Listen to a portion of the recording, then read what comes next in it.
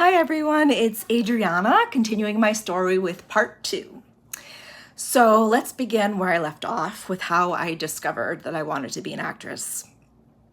Like any child, I loved playing make-believe. It was my go-to anytime I felt bored or sad or basically any emotion. Even when I was doing chores, I'd create this character of being a princess who needed to be rescued. Yes, similar to Cinderella. By age 10, I was even putting together like little play productions of my favorite movie at the time, which happened to be The Wizard of Oz. I'd gather my sisters and our little neighborhood pals and give everyone a character to play. I would cast myself as Dorothy, of course, but I'd give the others a chance to play her as well. I knew all the lines by heart, so I would play multiple characters. And when some of the others forgot their lines, I had an idea. I'd write them down. I didn't know at the time that was called a script.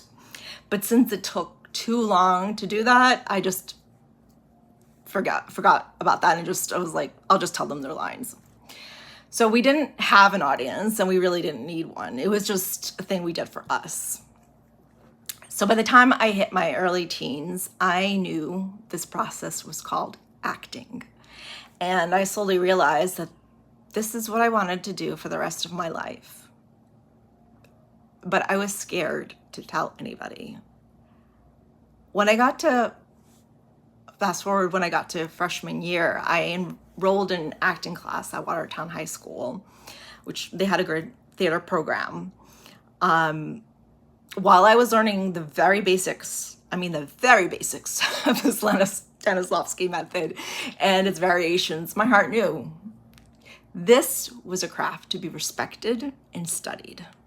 So when it came time for me for this assignment in English class to write about what we wanted to be, I boldly wrote that I was an actress and that this is what I wanted to do for the rest of my life.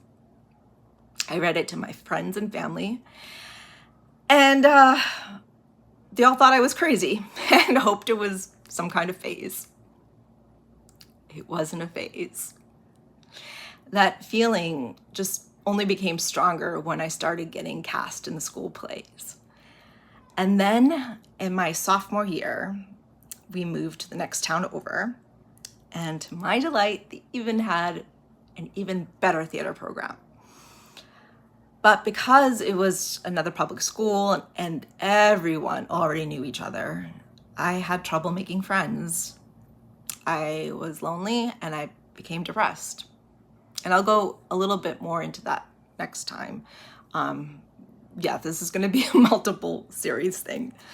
But the one thing I should say that saved me that year, as it often did, was acting. And that's when I realized that this wasn't just something I loved. It was something I wanted to build my life around. I felt like I was born an artist. Creativity was just a part of who I was, and acting was the way I found to express that part of myself. And then I switched schools, and that's where the next chapter of my acting journey really began. So I guess you'll have to hear about that in part 3. Thanks.